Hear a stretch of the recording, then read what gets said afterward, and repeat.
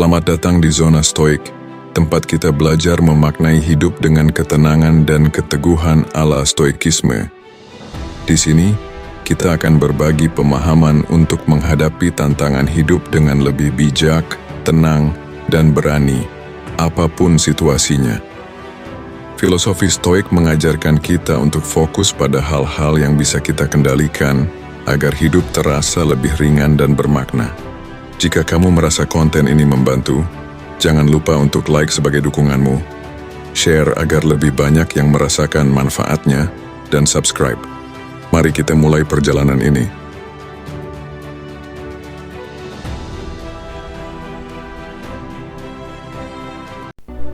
Ada saat dalam hidup saya, ketika seseorang yang begitu berarti perlahan-lahan menjauh. Tidak ada kata perpisahan, tidak ada alasan yang jelas juga. Mereka berhenti menghubungi saya, tidak lagi menanggapi pesan saya. Rasanya seperti tenggelam di lautan kebingungan, mencoba memahami apa yang salah dari saya. Pertanyaan-pertanyaan tanpa jawaban menghantui pikiran saya. Apa yang telah saya lakukan? Apakah saya tidak cukup baik? Mengapa saya ditinggalkan? Namun, di tengah peristiwa itu, saya teringat pada ajaran Stoikisme yang telah menjadi panduan saya dalam menghadapi kehidupan. Stoikisme tidak menawarkan solusi cepat untuk menghilangkan rasa sakit, tetapi ia memberikan arah, langkah-langkah kecil yang membantu saya berdiri kembali dan melihat kehidupan dari sudut pandang yang lebih bijaksana. Di sini, saya ingin berbagi langkah-langkah yang telah saya jalani. Ini bukan teori. Ini adalah perjalanan pribadi saya melalui rasa sakit menuju penerimaan dan kekuatan. Di poin yang pertama, terima kenyataan tanpa penolakan. Langkah pertama adalah paling sulit. Menerima kenyataan, saya harus menghadapi fakta bahwa mereka telah menjauh.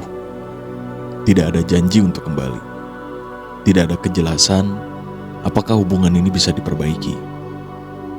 Epictetus pernah berkata, hal-hal di luar kendali kita tidak boleh menguasai pikiran kita. Saya menyadari bahwa semakin saya melawan kenyataan, semakin besar penderitaan yang saya alami. Saya ingin mencari mereka, meminta penjelasan, dan mencoba memperbaiki segalanya. Tetapi saya juga tahu bahwa itu hanya akan memperpanjang rasa sakit. Lantas, apa yang saya lakukan? Saya mulai menuliskan kenyataan ini dalam jurnal saya. Tanpa melibatkan emosi, saya menulis seperti seorang pengamat. Mereka berhenti membalas pesan saya. Mereka tidak lagi menunjukkan keinginan untuk berbicara dengan saya lagi. Membaca kata-kata ini dengan netral membantu saya melihat situasi dengan lebih jernih. Perlahan, saya mulai menerima bahwa ini adalah bagian dari hidup yang tidak dapat saya kontrol. Poin yang kedua, fokus pada apa yang bisa saya kendalikan. Saya pernah menghabiskan malam-malam panjang memikirkan bagaimana saya bisa mengubah situasi ini. Tapi itu hanya membawa saya ke dalam lingkaran rasa frustasi. Lalu saya teringat kata-kata Epictetus. Jangan buang energi pada hal-hal yang di luar kendali Anda. Apa yang benar-benar bisa saya kontrol? Bukan mereka, bukan tindakan mereka, bukan keputusan mereka juga. Satu-satunya yang ada di bawah kendali saya adalah bagaimana saya merespon situasi ini. Lantas apa yang saya lakukan? Saya membuat daftar hal-hal yang bisa saya kendalikan. Saya berusaha mengalihkan perhatian dari pertanyaan tanpa jawaban ke hal-hal yang lebih positif, seperti membaca, menulis, atau aktivitas lain. Dan tindakan saya Alih-alih terjebak dalam kesedihan, saya mulai berolahraga, merapikan rumah, dan mengerjakan proyek-proyek yang selama ini saya tunda. Dan emosi saya berusaha untuk tidak memendam dendam atau kemarahan. Saya ingat bahwa mereka punya alasan mereka sendiri yang mungkin tidak ada hubungannya dengan saya. Dan poin yang ketiga, renungkan tentang kefanaan dan ketidakkekalan. Saya pernah merasa seperti dunia saya runtuh. Kehilangan mereka terasa seperti kehilangan bagian dari diri saya sendiri. Tapi kemudian saya membaca ulang tulisan Marcus Aurelius. Segala sesuatu bersifat sementara. Bahkan rasa sakit ini akan berlalu. Renungkan tentang kefanaan ini memberi saya perspektif yang lebih luas. Saya mulai menyadari bahwa kehilangan, meskipun menyakitkan, adalah bagian alami dari hidup. Lantas apa yang saya lakukan? Saya mengambil waktu setiap malam untuk bermeditasi atau santai. Dalam santai itu, saya membayangkan rasa sakit ini sebagai awan yang perlahan berlalu di langit. Ini membantu saya menyadari bahwa emosi seperti cuaca datang dan pergi.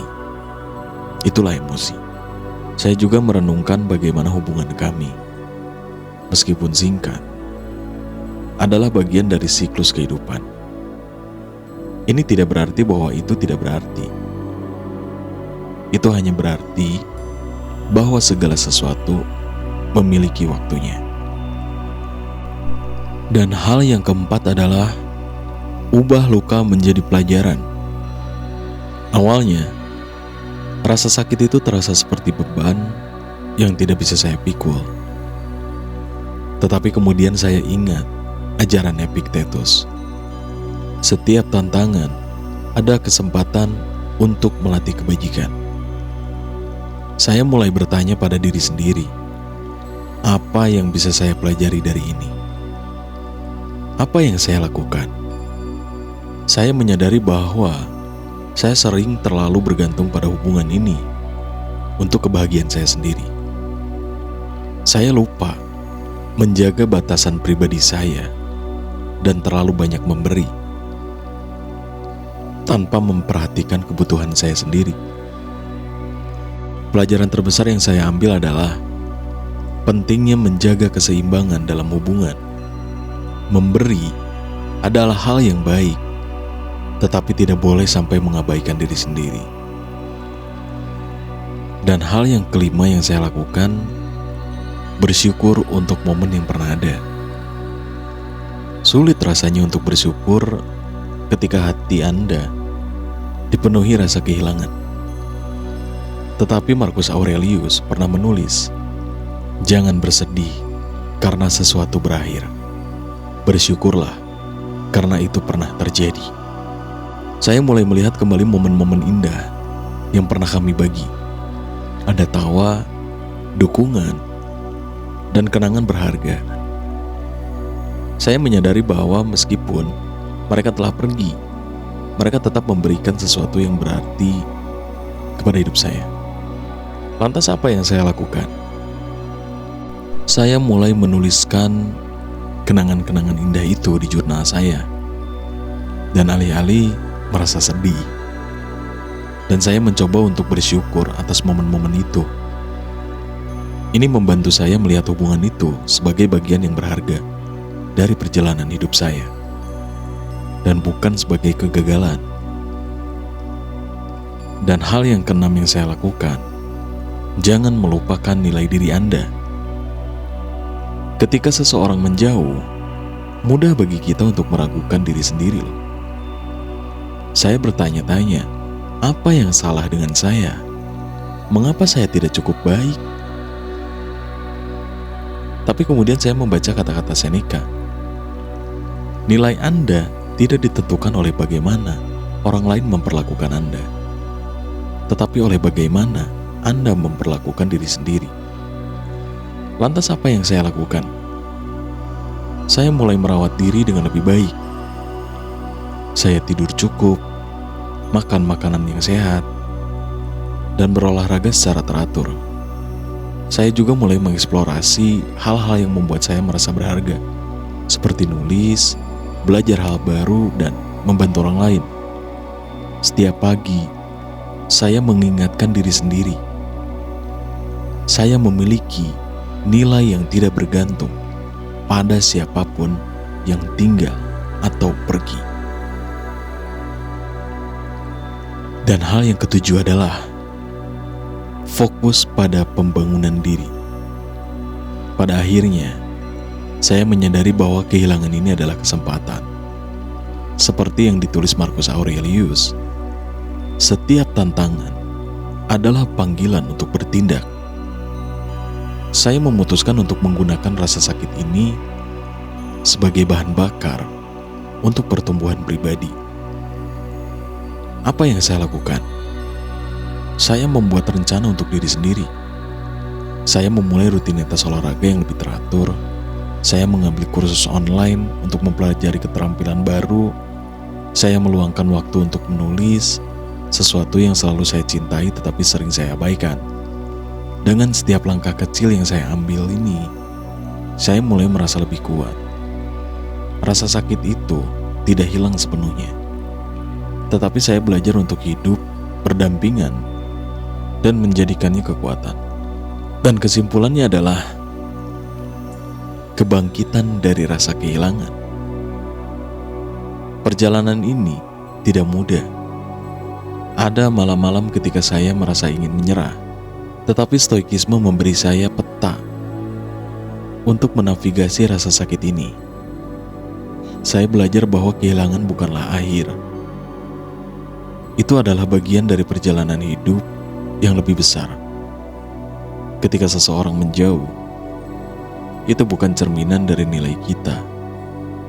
Itu adalah panggilan untuk kembali pada diri sendiri, untuk menemukan kekuatan dalam kesendirian, dan untuk tumbuh menjadi versi terbaik dari diri kita. Dan sekarang, ketika saya melihat kembali perjalanan ini, saya bersyukur. Kehilangan ini mengajarkan saya pelajaran yang tidak bisa saya dapatkan dengan cara lain.